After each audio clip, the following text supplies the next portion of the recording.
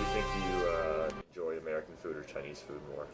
I have to enjoy American food more, and because Chinese use a substance called MSG, and I am deathly allergic to be in the hospital, allergic of MSG. Oh, so I had to be very careful when I was there. Oh, good. I know the word for MSG. All right.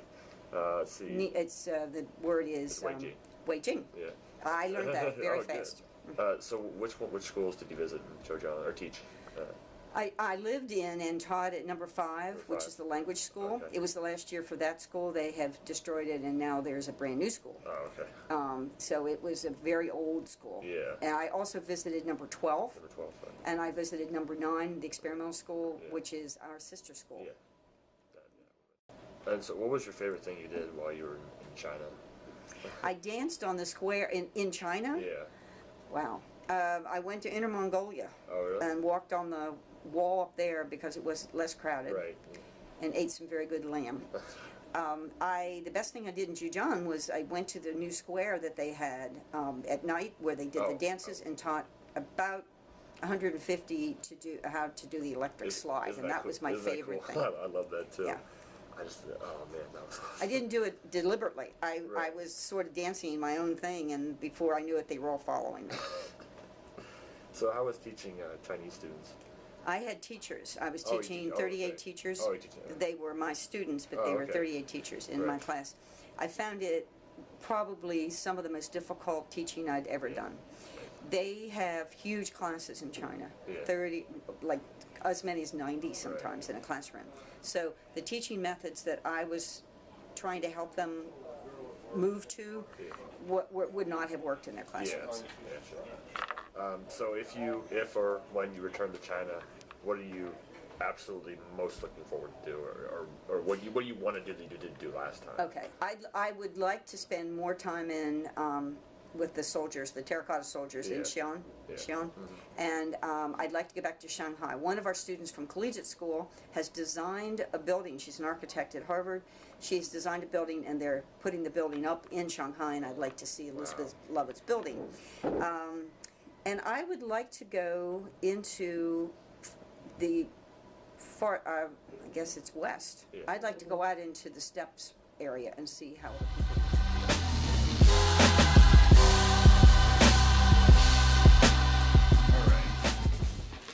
So how many times have you actually been to China? This last time with you was my 5th time. 3 times with Collegiate and 2 at Columbus Academy.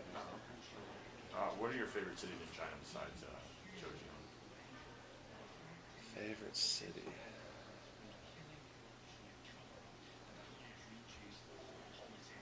I really like Xi'an.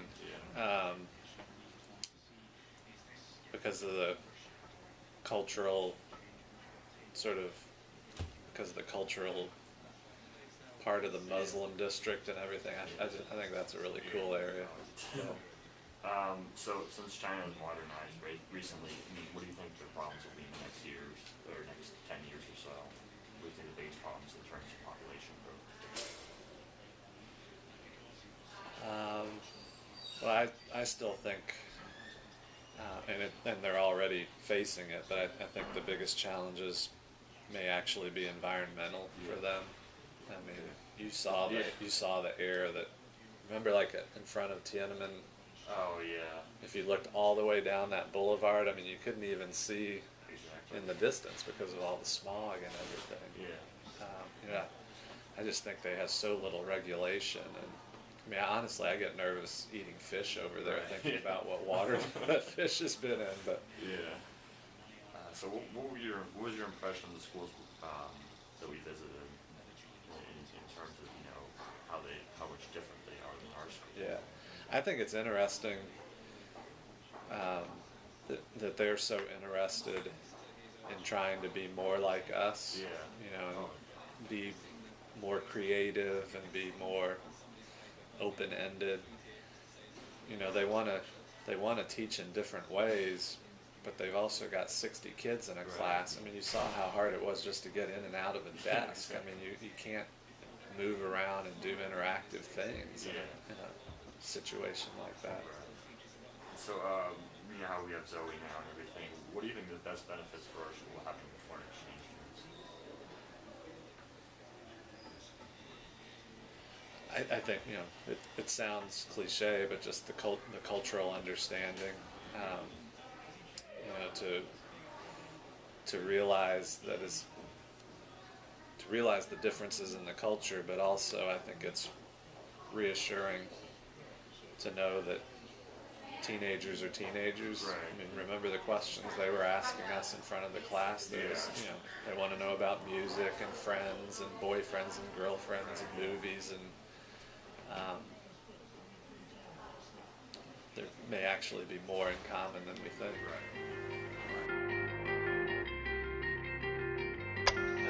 All right.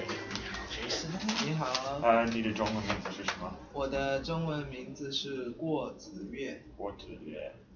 你从来哪儿的？哪儿？我从杭州。杭州。是浙江省。浙江省。好。你想象中的美国中学是什么样的？我想象中的美国是有很多高房子，然后就是像纽约那边，像曼哈顿那个地方一样，就是很多很多的高房子，然后是非常发达的一个地方。你喜欢collegiate高中部吗？对，我喜欢，因为人都非常好。对，为什么？因为同学都非常好，然后老师也非常好。对。你对路易威尔城市的看法怎么样？路易威尔我还没有去过那个城市，但是我在这边生活的话，我觉得我挺喜欢这里的。你觉得美国是很现代化的国家吗？是的。你认为在哪些地方美国比中国更现代化？比如说像很多科技方面的东西，美国会比中国要更先进，因为你看像苹果 Apple， 像那些 iPhone、iPad、MacBook 那些东西，对。你在中国的同学对你来美国学习的看法怎么样？他们觉得这个很酷。酷。然后他们就都经常会问我习不习惯啊，过得好不好啊什么的。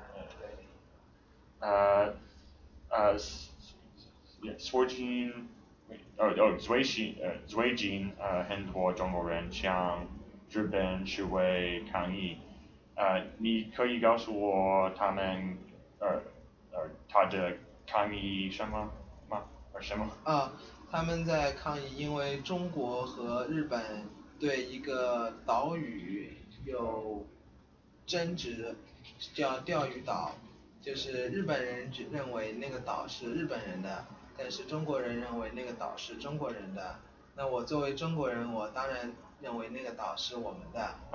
然后他们就是在大街上抗议游行，然后但是他们有一些人被一些社会上的不法分子给利用，所以他们有些人会做一些过于激动，就是过分的举动。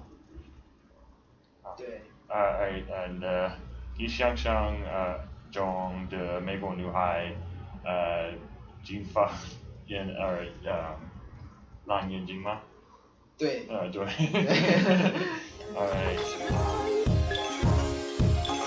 你的中文名字是什么？我的中文名字是徐子轩。徐子轩。你从哪？我来自中国的中部。中部。你想象中的美国男孩很高很帅吗？是的。是什么？就是由于受到美国的电视剧还有电影的影响，所以我觉得美国所有的男孩子都应该是很高很帅。collegiate 中学有什么好处？让我体验到了不同的美国，就是不同的生活，学习生活，而且它跟我想象中的不太一样。你的家海外是高屋，高楼大厦。对了，对。是的。是的。我家有我家所在的那栋大楼有25层。对，美国和中国显然不一样的，你觉得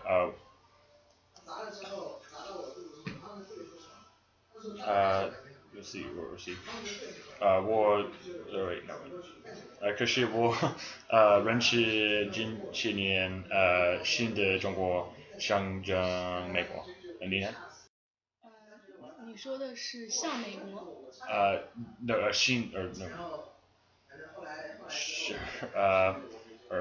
中国新中国和美国一样的。你呢？你认为是？我觉得中国的高楼比美国要多，而且中国的环境没有美国好。因为有很多树木，而且人口密度不是很大。对。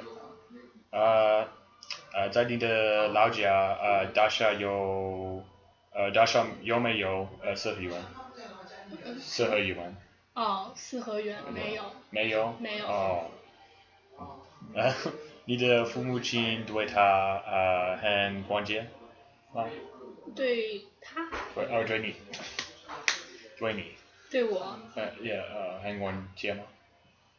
是的。是的。很自豪。自豪我倒是不清楚哎。为什么？他们从来就没有表示过有很自豪，但确实很关心。你的中国朋友对你认为什么？对我的看法他们对于我来到美国这件事情表示很嫉妒。你在路易威尔看什么博物馆？我还没有去过任何一个。